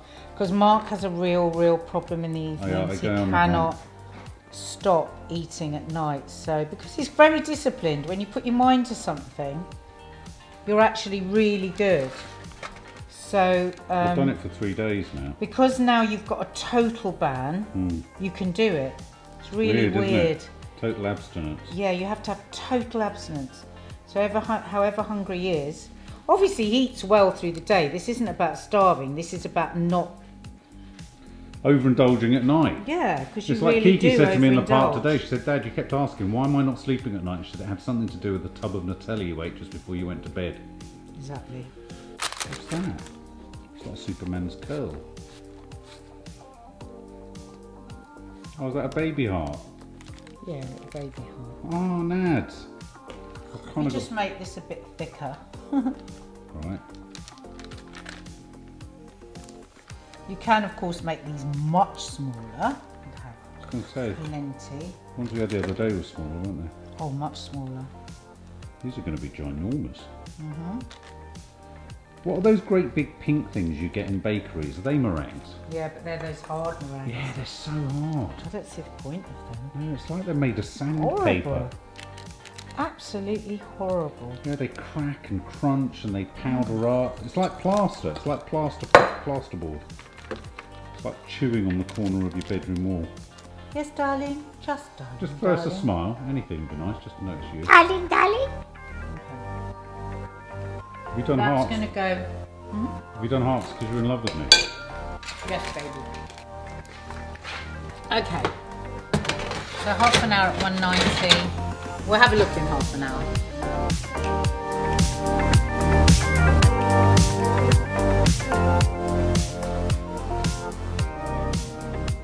No. No! That's why I can't do the full recipe, because you've eaten all the bloody raspberries. Mark. Really nice. Well, don't complain when I can only do one, because you've eaten a box and a half. I was supposed to be doing all of those raspberry meringues, and I can only do one. But when you start, you can't stop. Right, I'm just going to prep the cream for Have you noticed how our raspberries filling. give you hairy teeth? I'm going to put a I forgot what it dessert was. spoonful of icing sugar, half a teaspoon of vanilla extract. It's always nice to bother to flavour your cream, guys. Just take that little bit of extra time. Is it chantilly? No, chantilly is when we've put some Why do you always say alcohol Why in. do you always say no? Because I've told you about 25 million times.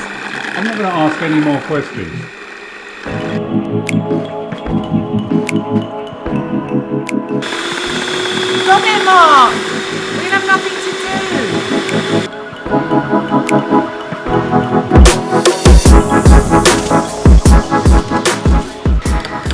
Billowy.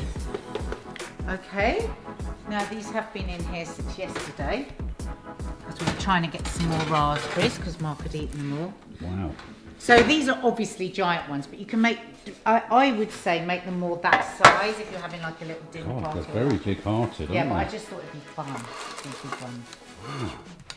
So I'm going to put that one that way round, because then it'd be easier to get the cream on. Mm.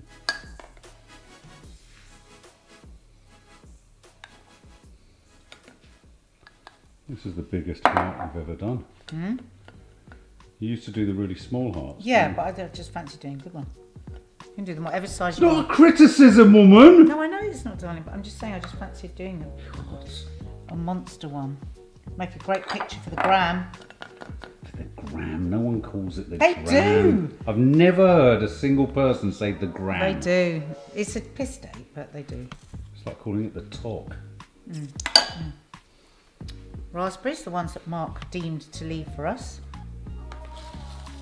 This is the trouble. Some people say under the vlogs, why does Nadia control everything that Mark's eat? Why can't he eat what he wants?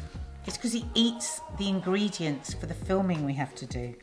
And then we have to delay the filming because we go to finish something off with the raspberries or the nuts or the raisins.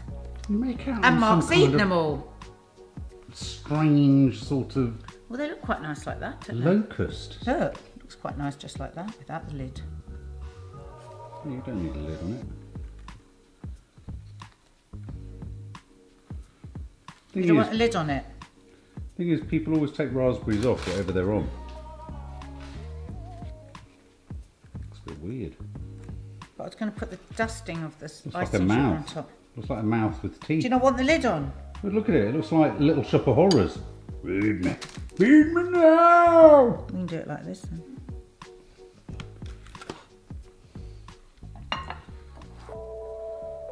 Always sprinkle high, and then you get a nice light sprinkling. You can control it better if you sprinkle from a height. Oh. Now you see, what I would like to do is add some more chopped hazelnuts, because I just love hazelnuts, but you don't have to. I think you're right. I think it looks nice like that. When you're doing the really little ones, it's nice to do the sandwich, but a nice chunky. Actually, this is a really nice way to do it. What do you think? I'd buy that if it was in a shop. I'd buy it for Kiki, not for you. Kiki wouldn't want it because it's got cream on it. What do you mean? She loves cream. She hates cream. I wouldn't buy it for Kiki. You're right. What's wrong with you? I'm just cleaning it all up so it looks nice. No, I mean, why would you buy it for Kiki? Oh, there you go. A thing of great beauty. It is. Hold it up, hold it aloft like the FA Cup. With that sun on your face. Step back, step forward, step left. Look at the sun. Out of the sun. Does that look nice though? No, can't see it. Step back. Back. Mark, stop now. You're not. No, I literally can't. I'm not going any further back. I don't want to. What? I don't want to go further back. Okay, well, I'm going to name and shame you now. It's your book this week. Go and ask Nanny Di if she's read one, because you haven't read one. Have you taken a photograph? I filmed it. Nanny Di, have you got a book? Have you got a book to review? I have got one if I need to. Nadia hasn't read hers.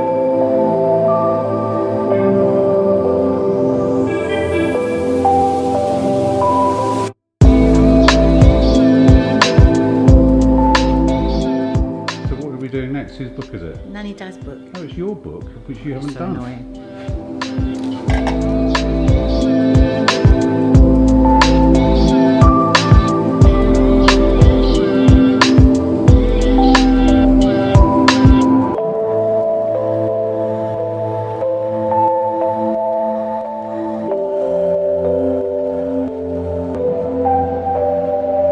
Here she comes. Walking down the street, she's got the littlest legs and she's got none of her own teeth. Well, hey, it's the nanny. The Nanny Di is wandering around. The Nanny Di has got a book on. And Nanny Di never frowns. Well, hey, she's a monkey. Nanny Di is going to sit on that chimp. You're going to sit down. I'm going to kick my Christmas gnome out the way. It's by Richard Flanagan, Ooh. who is, by all measure, Australia's greatest living author at the moment. And it's called, and it's a difficult title to remember, The Living Sea of Waking Dreams. Wow, that's a big title to live up to. It's a, no, and it does. It's a big subject. What this book is, it won't suit everybody because it is not, it's not that it's not optimistic. It's that it is... Pessimistic? No, not even that. It is as it is. What is it? The world as it is. It's about an old woman, 87. Summer was frightening. Smoke was frightening. Having children was frightening. Today was frightening. Tomorrow was terrifying if we made it that far. Bloody hell, that's me every morning. That is the essence of this book. What it is the actual story, one story, the main thrust of the story is an old lady, 87, has a brain bleed, taken into hospital to be given care to get better. She has 3 children. Anna, the oldest, who's almost like a rock star architect. She's got masses of money and she goes around, you know, giving it this, giving it that. Hardly ever sees her mother. Terzo, who's the middle brother, and he's like deals in stocks and shares, and he's absolutely one of these people who's definite this or that. He doesn't, you know, mess around. And the third one is Tommy. Now Tommy is sort of Flanagan says somewhere, you know, he's that dreadful thing that in a family he's the poor relation in the family. He's a failed artist and he stutters and he never knows which way to go. But I like him the best. Yeah, well, yeah, and he loves his mom and he's been sitting by his mom's side since the beginning. Right. So they all gather at the mom's bedside. And then what ensues, and it's the last thing that you would expect.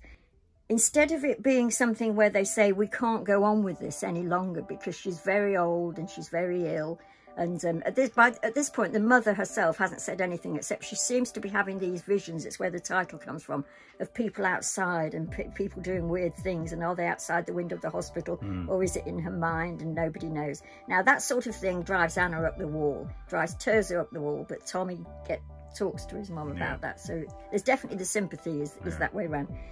But what they discover, what they all do is, and it's totally to do with the positions that the children settle on, is that Tommy thinks that it's not cruel. It's not only not cruel, but it's the only thing that they can do is to let their mother go. Right. Because she's so old, she's getting worse. She keeps having little bleeds all the time, and even other things keep happening.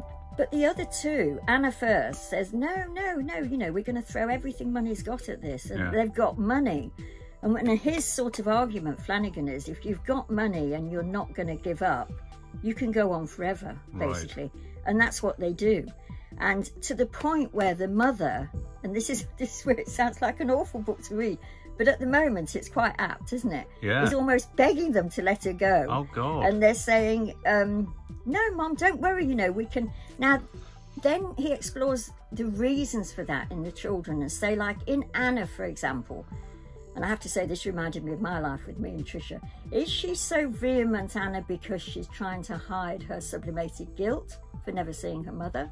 Is she, you know, you explore all those things. Yeah. Tommy, her brother, who's the kind one, infuriates her because he's always seemed so kind. And basically, that's the story of the book. So is it all told around her bedside, her deathbed, It's all told around her essentially? Bedside. Except with odd periods where we go back to Anna's home in Sydney when she has to fly home.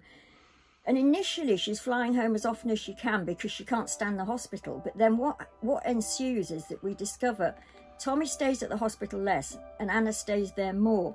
But what it's fulfilling by her staying there is this thing of, and I think I had this with Mum, Mark, is an almost existential peace she gets by sitting there hour after hour after hour. And she learns to ignore what her mum's saying and just to concentrate on the fact that she's there. She holds her hand, which is the first time she's ever done that, and blah, blah, blah, blah, blah, blah. Now, that is the main thrust of the story.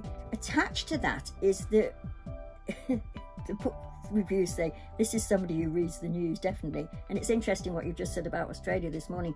Outside the hospital, Australia is burning. Right. It's burning, burning, burning. Yeah. And Forest nobody fires. knows, what's going to happen. And it all seems very, very bad. Right. And he puts So you've got this macro crisis with this micro crisis. Yes. And just to put it like this, and this is very... how this book can possibly be sometimes funny, I don't know, but it is. Right, yeah, no, that's interesting. And so he says, mother is vanishing, Australia is vanishing, outside. And then what starts to happen, and I truly didn't believe he could do this. I don't know the author, although he's supposed to be so good. Anna starts to lose bits of her body, i.e. the first thing she loses is a finger. She finds that she hasn't got a finger. Nobody notices. This is all metaphoric, obviously. It's magic realism. Right. But he slides it in there He does it well. He does it so well. Oh, wow. That I couldn't, like people can't with Anna, see where the missing joint is. I couldn't see where it came from. Oh, wow. And then very slowly she loses her knee. Oh, my and still nobody notices. Anna back at home has got a son, a sort of wastrel son who spends his whole time on the gaming machine. So who's losing their bits of the body? The woman Anna. lying down? No. The daughter? The daughter. Right. The daughter. And who's a jet-setting architect. She needs a knee. She needs a right hand, especially. Yeah. And he sort of just throws that into the middle. And what basically...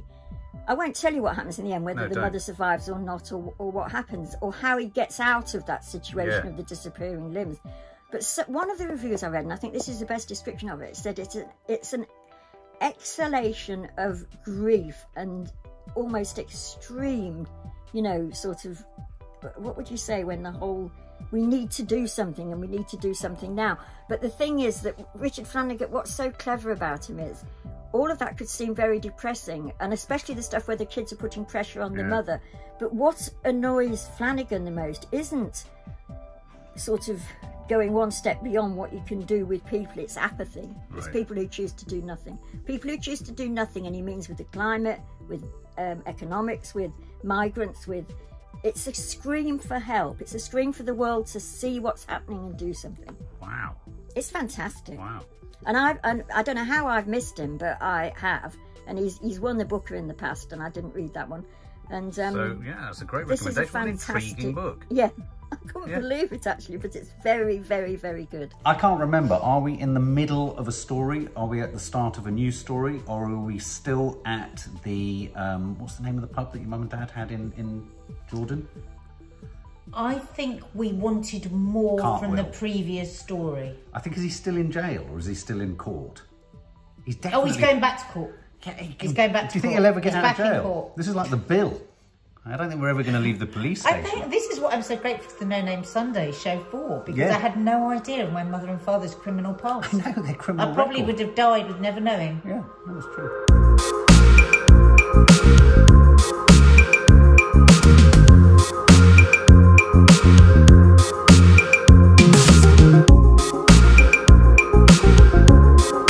So where are we going then? We were trying to remember which arrest we were on from the last time we spoke. Well, last time we were going to make a film. Yes. We are going to make a film. Yeah, from Damascus to Epsom.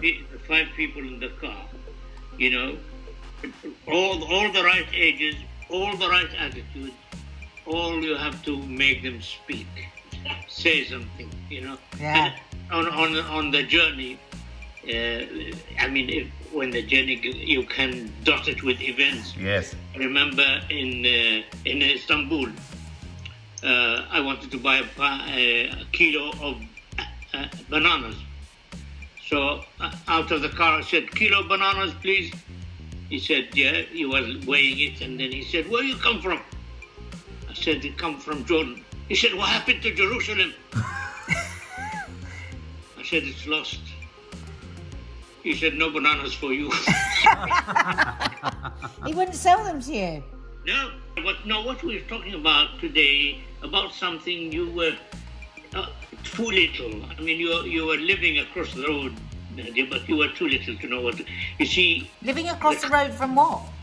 Huh? There's the cartwheel. Oh, the pub. Right, okay, so the house is opposite the pub. The pub was actually established in the middle of a very conservative Muslim community. Yeah. You know? But there was no reaction. Yeah. At all. Okay, you know? Christians, you want to have your pub, have it. Until one day,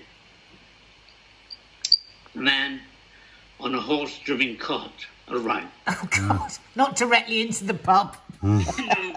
Stopped outside, and he was selling big blocks of ice. Oh. Because in those days, you know, there were not freezers in every home, and they'd sell you a big block of ice. And he said, you know, for 3 dinars, you can have the biggest block I have. I said, yeah, okay, get you guy to take it in. He said, by the way, what's this place? What's going on here? I said, it's a pub, a bar. He said, I often see a priest coming in and out. I thought it was a church. I said, no, that's my uncle. He goes in for a glass of red wine to refresh himself. He said, oh my God. Oh, Christians are a dodgy lot, he said. You make your rules as you go along. You want to drink, you get drunk. You want to fornicate, you fornicate. You make the rules as you go along. Us Muslims, he said, we follow the instructions of the Prophet. You say, I can't understand your religion, he said. You say you worship one God, but actually when we look at it, you have 3. God, His Son, and the Holy Spirit. How do you worship 3 gods at the same time? Huh? I said, well, you know, who are you? What are you? What do you want to drink? You know, you seem to know an awful lot. Why are you driving around selling, blocks of ice?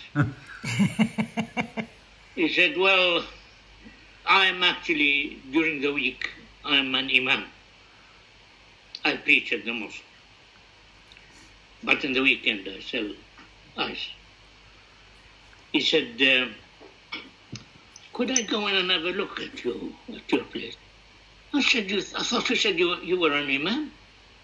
You're a religious man. You don't want to come into the pub. He said, that's all right, just have a look. And anyway, I'm a defrocked imam.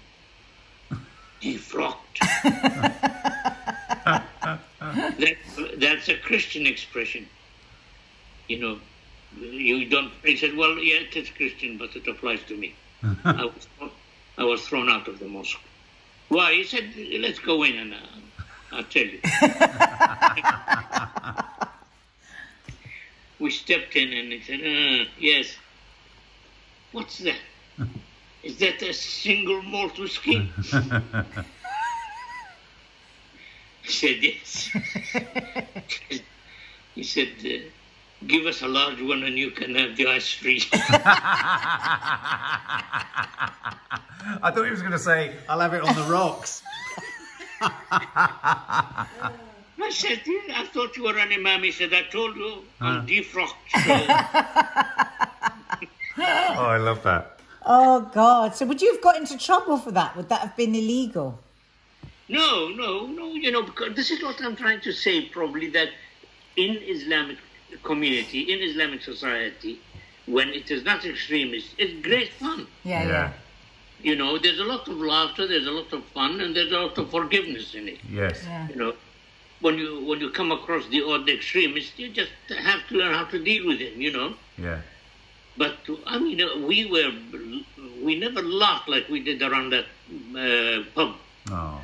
You know, the passers-by, the people winking, you know. What were people winking for? Who were the people winking? You know, people who probably drank secretly. And reassure you that you're doing very well, you know. We are brothers in spirit, you know. Yeah. So, but just that there was a lot of humor. Yes. Which you do not normally associate with Islam. Yeah, absolutely. You look at it from a different angle. Yeah. So you only see the covered women, the burqa and all that kind There's of thing. a lot of informal fun to be had too, like there is with any culture or community. We only ever see one side of it. You know, I think Islam in the Arab world is very, very easy. It's when you go where Islam was adopted. Islam was born in Arabia, but it was adopted by a lot of nations. Yes. And they are the ones who are more extremist than the ones who gave birth to Islam. Yeah. Very weird. You know? And you lived in harmony. Oh, yeah. And it was like that imam, you know. He said it's malt whiskey. It's a Scottish problem, he said. Did he become a regular? No, nothing like that. No, I think he would send me some ice block, but with his assistant. He didn't want to fall foul of the single. Yeah. Did you have snacks in the pub? Did you have crisps? Ask Betty about that. Betty, what were the snacks? All right, you don't have to come in vision if you're feeling too rough. She's too hungover. Tasty toasty, but it was a croque monsieur, really. Tasty toasty croque monsieur. Tasty toasty. Taste, is that what it was called on the menu? Tasty toasty. Yeah, tasty toasty. Oh my God, I love it. 2 slices of white bread, slice of cheese, ham, and slice of ham. Nice bit of Muslim ham. Well, yeah.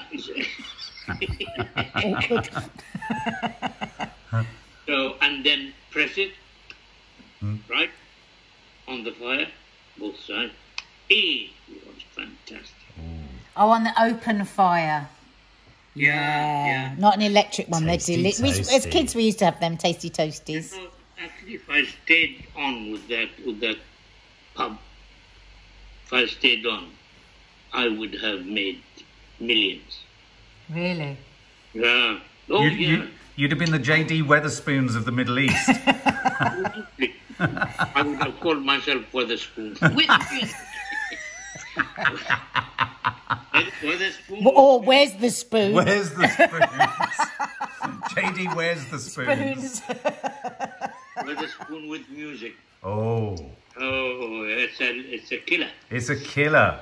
Yeah. I wish I was drinking back then. I wish I was alive back then. I just, though my dad's telling these stories, mum and dad's telling these stories, I can't picture it. Oh. It's so surreal to me that they would be running a pub. Yeah.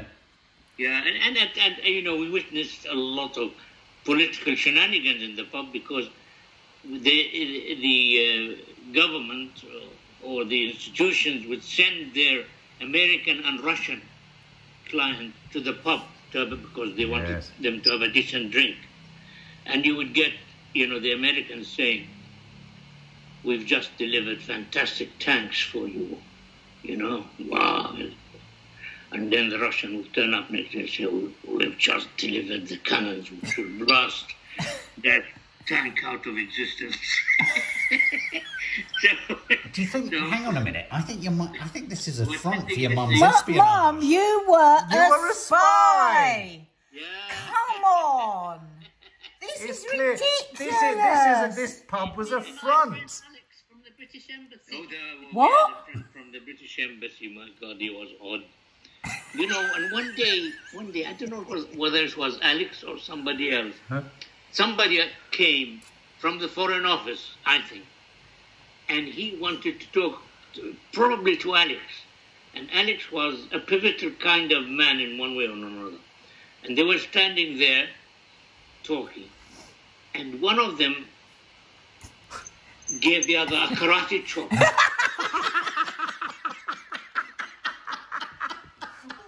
I wondered what the hell you were going to say. So Alex from the British Embassy gave the guy from the Foreign Minister a karate chop. A karate chop, and he collapsed. He knew how to hit him. I spy. Yeah. You know, he said something and he karate chopped him and he went like a rag on the floor. Maybe he'd eaten his tasty toasty. He'd ordered the last tasty toasty. So what happened after he'd collapsed to the floor? It was a mystery. You know, after a while he dusted himself down. I looked at the two guys, I said, I don't want to get into this.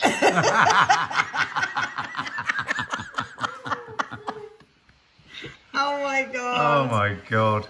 In a state of war, I don't want to get into this, you know. Yeah. So. Oh. Well, there we go. So was it the guy from the British Embassy that karate chopped, or the guy from the Foreign Ministry? I think it was, because I felt sorry for my friend, Alex. He was quite a nice man, but he was a very dodgy gentleman. I was not surprised to see him hit the deck. You know? Oh my God, these stories are too good. They are too good. Too good. Is Betty still breathing? Hey? Is Betty still breathing? Yeah, big. And there we go. You guys will never fully know how close to not getting a Sunday show you were. Remarkable I just didn't that want it's to get landed. up. Yeah. So anyway, I hope you enjoyed it. It was another absolute classic. What was your highlight? I think Teddy's stories. I love Teddy's stories. I love Lisa's just loush naughtiness. I love it all, but I just think it's so lovely to have this all my dad's. Well, not all, because there's millions, but to have these stories forever. It is lovely. I mean, it's just incredible. You know, most people, they're left with a few photographs of somebody, but to be able to have these catalogued in the way that we have is hashtag blessed. And it's a true continuation of his Bedouin roots, isn't it? Storytelling.